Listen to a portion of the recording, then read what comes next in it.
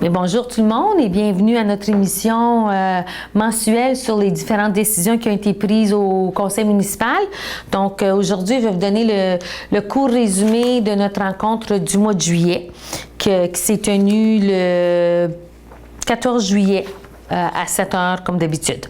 Donc, suite à l'adoption de l'ordre du jour, nous avons eu une période de questions, de demandes verbales des citoyens. Nous avons eu des questions concernant le stationnement que nous avons fait sur la rue Elm. Donc, les gens ont reçu des réponses quand même très acceptables. Suite à l'adoption du procès-verbal de la séance du 9 juin, nous sommes allés au niveau des jardins. Nous avons autorisé l'adjointe à la direction générale ou la directrice des jardins à signer tous les documents relatifs à une demande, une subvention accordée par Emploi Québec pour l'embauche d'un préposé au cimetière. Donc, la personne qui a travaillé au cimetière pendant tout l'été, c'était vraiment avec une subvention de Emploi Québec. Au niveau des loisirs, nous avons autorisé la mairesse ou le directeur des loisirs à faire une demande de subvention au ministère de la Culture et des Communications pour le programme d'aide au fonctionnement pour les diffuseurs multidisciplinaires. Donc, c'est vraiment pour nos activités culturelles que nous tenons dans la salle de Tory. Nous avons fait une demande de subvention à Patrimoine Canada. Nous avons aussi une demande de la gérante de bar. Donc, elle a demandé une augmentation de salaire. Donc, considérant là, que ses responsabilités sont très bien... Elle respecte ses responsabilités. Elle a une expérience quand même pertinente. Donc, il a été proposé de lui donner une augmentation de salaire à Mme Sophie Bélanger, tel que mentionné dans un document qui nous a été présenté là, à la réunion du conseil municipal.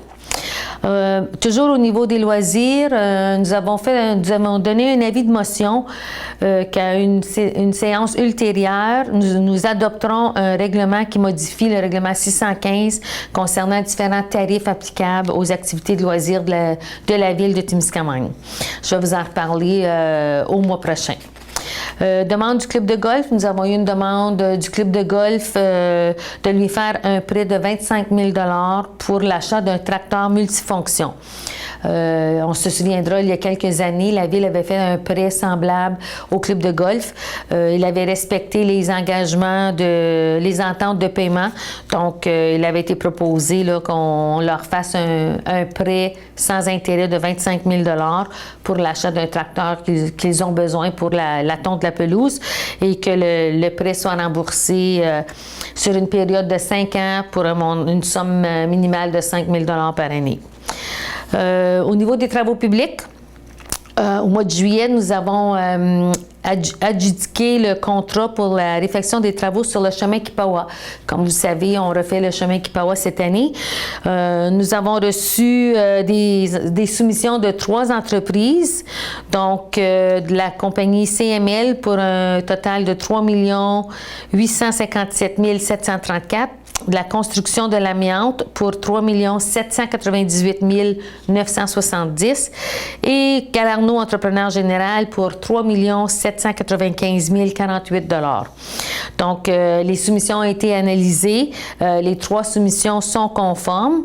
Donc, il a été proposé et la résolution a été passée d'accorder le contrat à l'entreprise Galarno Entrepreneur Général pour le montant total avant taxe de 3 795 048 $ et d'autoriser le directeur des travaux publics là, de signer les documents là, concernant ce projet.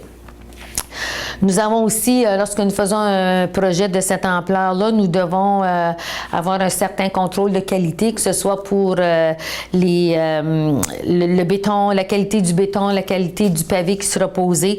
Donc, nous sommes allés en soumission pour avoir un prix pour justement quelqu'un qui va faire la contrôle de qualité.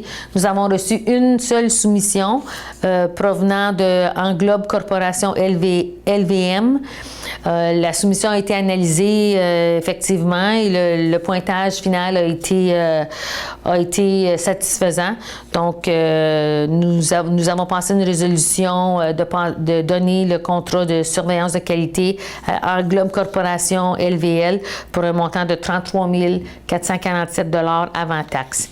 Et toujours que M. King, le directeur des travaux publics, soit autorisé de signer les documents là, relatifs à cette demande. Nous avons aussi donné le contrat pour l'achat d'une charrue avec l'équipement à neige, étant donné que cette année, nous voulons ouvrir davantage de chemins pendant la période hivernale. Nous sommes allés en soumission pour l'achat d'une charrue de neige. Donc, encore là, nous avons reçu 3 soumissions de 3 entreprises différentes. Équipement lourd Papineau pour 260 538 $.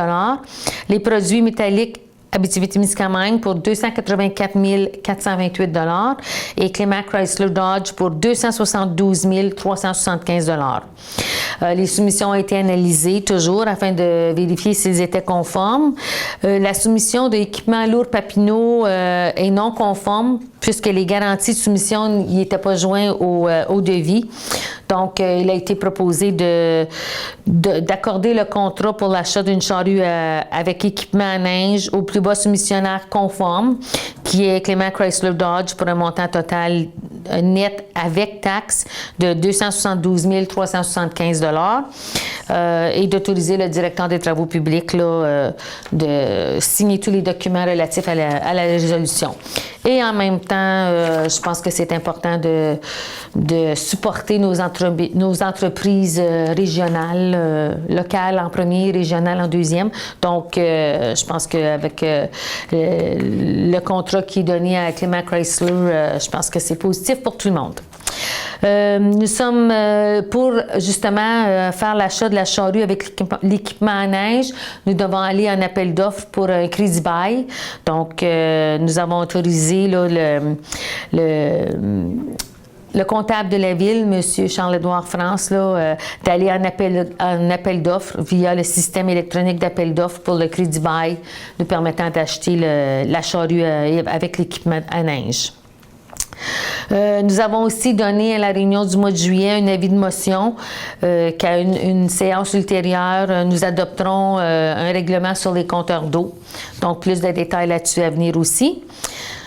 En urbanisme, nous avions une demande de dérogation mineure de Vicky Perron au 232 rue Boucher. Elle a demandé une dérogation mineure pour lui permettre l'agrandissement de la galerie ouverte en avant de sa résidence jusqu'à 0,5 mètres de la ligne de l'eau avant, plutôt qu'à 3 mètres tel que décrit dans le règlement de zonage numéro 427. Donc, la galerie qui est existante a été reconstruite comme à l'origine jusqu'à 2,65 mètres de la ligne de l'eau. Le règlement précise que la galerie ne peut pas empiéter plus loin que 3 mètres de la ligne de l'eau. La galerie existante est à 2,65 mètres de la ligne de l'eau. Donc, la recommandation, c'était de refuser sa demande de dérogation mineure, mais d'approuver que la galerie empiète jusqu'à 2,65 de la ligne de l'eau. Donc, nous avons passé cette résolution. À la réunion du mois de juillet, c'était aussi l'Assemblée publique de consultation pour le règlement 620 qui modifie le règlement de zonage 427 concernant les lots sur la rue du Vieux-Moulin.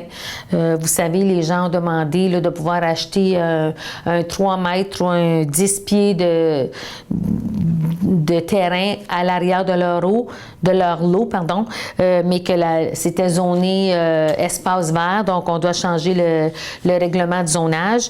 Donc, à la réunion du mois de juillet, nous avons donné les explications concernant la modification de ce règlement de zonage-là. Il n'y a aucune question, aucun commentaire qui n'a été fait de la part du public. Donc, nous avons adopté cette résolution-là en deuxième lecture, tout à fait. Ensuite de tout ça, nous avons toujours en urbanisme l'Assemblée publique de consultation pour le règlement 621 qui modifie le règlement 427, toujours pour la conformité au schéma d'aménagement de la MRC. Donc, à cette Assemblée, lorsque nous faisons des changements de zonage, nous devons aussi le présenter à la MRC. Donc, Sophie Lamarche a expliqué les modifications que nous voulons amener à ce règlement de zonage-là. Il n'y a eu aucun commentaire, donc ça a été adopté là, en deuxième lecture. Nous avons eu aussi une demande d'achat de terrain de M. Richard Moreau au 314 rue Mur. Sa demande, c'était qu'il voulait acheter une partie d'environ 10 mètres par 15 mètres du lot 3 658 462 qui est derrière sa propriété. La partie de terrain qu'il demande est située dans la zone EV2, donc une zone verte. C'est un espace vert aménagé. Juste pour vous situer, lorsque vous passez sur le chemin Kipawa, l'espace vert, juste en faisant le croche près de la White Oaks, à la droite où il y a un aménagement de fleurs, c'est boisé quand même, cet espace vert-là cache l'arrière-cour des résidents sur la rue Mur. M. Moreau voulait acheter une partielle de terrain à cet endroit-là pour être capable d'agrandir son garage. Par contre, au niveau de la ville, nous avons jugé que cet espace vert-là est très apprécié des gens. Ça cache justement l'arrière-cour des gens. Donc, nous avons refusé l'achat nous avons refusé de vendre un certain montant de terrain à M. Moreau. Nous avons aussi eu une demande d'achat de terrain municipal de M. Clément Girard, qui veut acheter une partielle de terrain à l'avant du 115 rue Paul-Benoît pour y installer un stationnement. Donc, étant donné que le potentiel d'utilisation de ce terrain-là est limité, il n'y a pas d'utilité autre que un petit peu de stationnement. Puis, considérant que la ville, c'est la volonté du conseil municipal de mettre l'utilisation de ce terrain en stationnement, sans aucune construction ni remisage, nous avons proposé de subdiviser 4 cases de stationnement sur ce lot, d'y faire les travaux nécessaires à leur utilisation. Et par la suite, une case sera offerte à M. Girard à un coût équivalent aux frais de mise en valeur plus 25 de frais administratifs. Et d'autoriser la mairesse et la directrice générale d'approuver le plan cadastral, de signer les documents. Donc, effectivement, nous allons aménager 4 cases de stationnement et qui, par la suite, pourront être vendues là, aux gens, principalement dans ce secteur-là, qui désirent avoir un stationnement. En administration, nous avons approuvé la liste des comptes à payer pour le mois de juin. Nous en avions pour un montant de 1 238 516 $. C'est un montant élevé. En temps normal, ça se situe entre 400 et 600 000. Par contre, de ce montant-là, nous avions 552 000 d'un paiement que nous avons fait pour le système de réfrigération, que nous sommes en train de finaliser au moment où je vous en parle. Ensuite de ça, au niveau le dépôt de la situation financière au 31 mai, nous avions eu des revenus pour le mois de 156 131 $ pour un cumulatif de 5 709 818 sur un budget total de 6 309 000. Les dépenses pour le mois se situaient à 313 376 $ pour un cumulatif de 1 847 483 sur un budget de 4 922 338 $. Nous avons fait des achats d'immobilisation pour 4 930 $ pour un cumulatif de 111 061 sur un budget de 6 150 384. Donc, ça nous a laissé un déficit pour le mois de 159 853 sur un cumulatif de 3 172 609, qui nous reste un surplus de 60 255 $. Donc, nous sommes toujours en bonne situation financière, malgré les montants élevés qu'on peut vous annoncer que l'on fait à l'occasion. Nous sommes toujours sur la bonne voie. Au niveau de l'administration, toujours, nous avons fait une correction au procès-verbal pour le règlement 619 qui est pour le financement des travaux justement sur le chemin Kipawa. Il y a eu une erreur dans l'article qui apparaît de façon évidente lorsqu'on lit le document.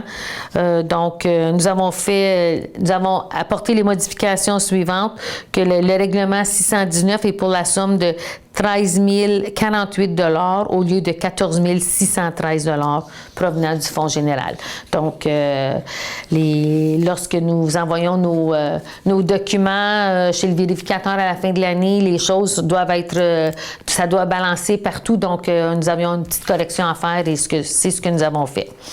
Nous avons aussi appuyé la municipalité de Moffett à la réunion du mois de juillet concernant le pont du Grassy Narrow. Comme vous savez, à Moffett, il y a eu un feu au printemps, avril-mai.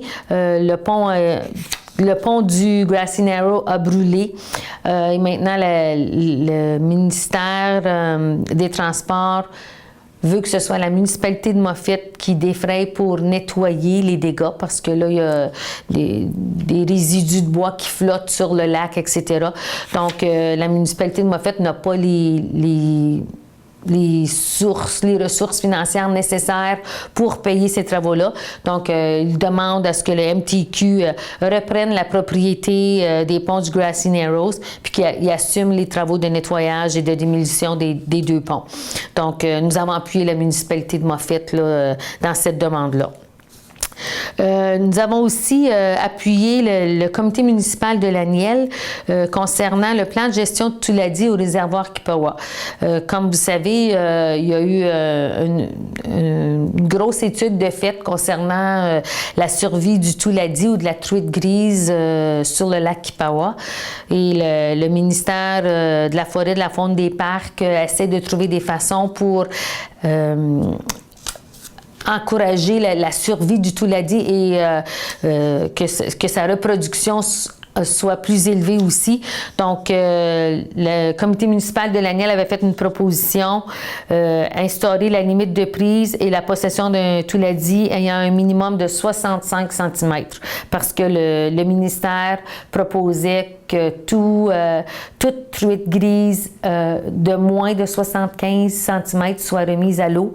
Et on trouve que ça va avoir vraiment un impact sur le sport de pêche. Là, les gens qui pêchent, s'ils ne peuvent pas prendre de truite plus petite que 75 cm, mais on trouve que ça va avoir trop un impact. Donc, on a supporté la municipalité de l'Aniel, disant que nous aussi, on est d'accord avec la mesure minimale soit de 65 cm. Nous avons aussi, nous sommes rendus à nommer un maire suppléant pour les mois de août, septembre et octobre. Donc, le conseiller Pierre Bérubé a été nommé à titre de maire suppléant pour les mois d'août, septembre et octobre 2015. Donc, ça fait pas mal partie des décisions qui ont été prises lors de la réunion du mois de juillet. Ça a été une réunion, ça a été quand même une courte réunion, mais pendant la période estivale, il y a plusieurs ministères, il y a plusieurs personnes qui sont en vacances. Donc, même si les travaux à la ville continuent, les réunions pendant l'été sont un petit peu moins chargées que pendant l'automne. Donc, ça fait partie des décisions qui ont été prises au mois de juillet. Donc, on va se revoir au mois d'août. Merci, bonne fin de journée.